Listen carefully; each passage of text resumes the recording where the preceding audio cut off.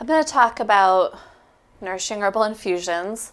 What is a nourishing herbal infusion versus what is a tea? How are they different? What is a decoction? So all of the water-based preparations and how do they differ, and how do we know what type of herbs to use for each one, especially the nourishing infusion. So to start out, just the word infusion itself, I feel, can be confusing because it's very vague and different herbalists use it in different ways. So an infusion is, in my mind, it's basically water that is herbs that are infused into some sort of solvent. Probably most often it's water when we're talking about infusions. Within that realm of infusions, there's three main ways that we can infuse herbs into water. One way is by making a tisane or an herbal tea. The other way is a decoction. And the third way is the nourishing herbal infusion. They're all different. We use different types of herbs for each one, and the preparation is slightly different. So for a tea, we use a small amount of plant material, like a teaspoon to a tablespoon, usually of a flower or a leaf of a plant material. And the plants that we use are usually, they smell good, they taste good, they might be a little bitter, but they have flavor and color and scent to them, generally. They can be made with dried plant material, or they could be made with fresh plant material. A decoction is a simmered tea. So we use plant materials that are tough in nature. So seeds, berries, roots, and mushrooms all get simmered for 20 to 40 minutes or longer, depending on how tough the plant material is and how concentrated you want your brew to be. And the decoction is the same amount of herb to water ratio, generally speaking. Of course, there's all kinds of gray areas within this and herbalism in general, but this is just a quick overview. Now, a nourishing herbal infusion differs because a nourishing herbal infusion, we're actually using a large amount of plant material, and it's always dried plant material. It can be leaves, flowers, roots, seeds, berries. It could be all different parts of the plant. Mushrooms, I think, always just need to be decocted. But otherwise, it could be any part of the plant, as long as there's not a lot of aroma to that plant. There's not a lot of aromatic oils that offer that. We also aren't going to be using poisonous plants or highly medicinal plants. What we are going to be using is very nourishing plants, hence the name Nourishing Herbal Infusion. So plants that are concentrated in minerals and vitamins and antioxidants, plants that tend to have full spectrum action throughout the body because they are nourishing, and that's mostly where their medicinal constituents and actions come from. They tend to have a lot of protein as well, and they can have some mucilaginous constituents as well that are soothing and moisturizing, moistening, I guess I would say. The nourishing herbal infusion, so this is an example. This is stinging nettle, which we know is a wild food, and it can be, it could be a cooked green. You can make soups with it, highly, highly nutritious. So essentially, we are cooking the nettle and turning it into a beverage that we can consume on a regular basis, where we're extracting all the goodness from it, so we don't even have to eat the fiber. We just get all the nutrients that are within it. And when I say a large amount of plant material, people are often a little shocked or taken aback by actually how much plant material we are using. So this is a nettle nourishing herbal infusion. We weigh out 1 ounce of herb. No matter what herb it is for the nourishing infusion, it's always 1 ounce by weight. And we put it in a 1 quart jar and fill the jar to the top with boiling water. And then we let it steep for a really long time, like 4 hours at a minimum, because that's about how long it takes for the minerals to extract into the water. It can also steep for 8 to 10 to 12 hours, or if it's refrigerated and the seal is not broken, it can steep for days, I have found, just as long. But once you break the seal, because there are so many minerals and protein usually in the plant material, then it turns pretty quickly. So within 36 hours, you want to drink that full quart of infusion. Because it's a food, the goal is that we're drinking a quart of nourishing herbal infusion on a daily basis, and we're rotating through the different herbs. And we use one herb at a time for the infusion. Instead of doing a blend of herbs is ideal, because that way you can really, because we're using such a large amount of the plant material, you can really read how your body reacts to that plant, and you build a relationship with that plant and with the infusion, and then you can switch it up day to day, and you can be like, oh, well, today I definitely feel like I need some nettle in my life, or today I feel like I need some oat straw in my life. And so the types of herbs we use, nourishing herbs. We can also use tonic and adaptogen herbs, as long as they don't have a strong scent to them. Herbs that are nourishing, nutritive, modulating in action. So I want to briefly touch on the different categories of herbs in the broad spectrum, so we know which ones we can pick and choose from for the nourishing herbal infusions versus teas.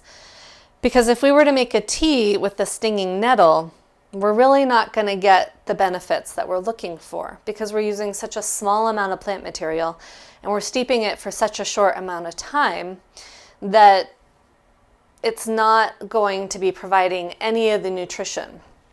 If anything, with stinging nettle, it might have more of the diuretic action, but without offering all the minerals that help to replace the minerals that are lost in the diuretic action. Categories of herbs. Number one would be nourishing herbs, and those are food-like herbs like we've been talking about. So examples of that would be, and that's what we'll be talking about in this class, is nettle, chickweed, oat straw, red clover blossom, comfrey leaf, linden blossom, hawthorn, and a variety of others. But along those lines, violet leaf would be another example. So plants that are mild in flavor and highly nutritious. Then within that realm of nourishing, but also moving, that can kind of ebb and flow with other categories of herbs, are tonic and adaptogen herbs. So they're a little bit more of an amorphous category, but tonic herbs really kind of tone different organ systems and can be worked with, in pattern. So you would work with a tonic herb like 1 or 2 days a week, but for multiple weeks in a row, so that it's almost like as if you were exercising your muscles.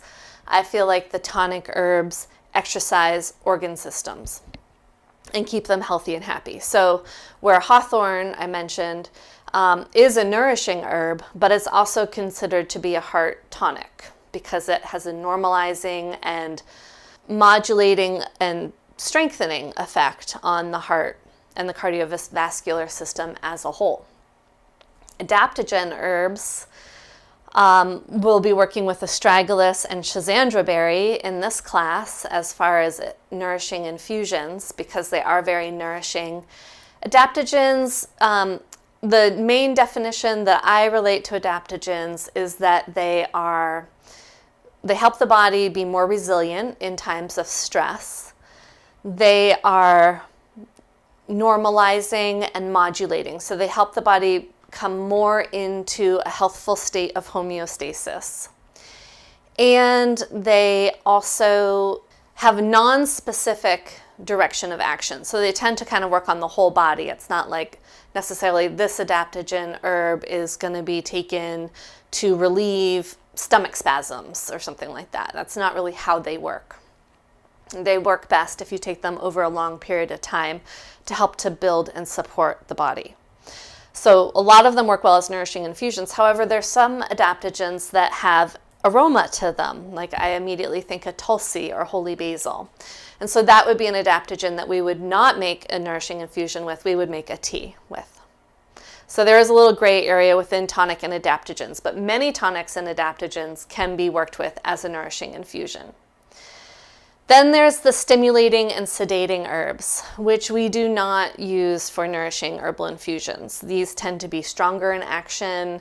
They tend to be used more acutely, and they tend to have a lot of aromatic oils in them because those aromatic oils have a lot of those benefits. They can stimulate or sedate. They can, relax muscles, or they can wake you up.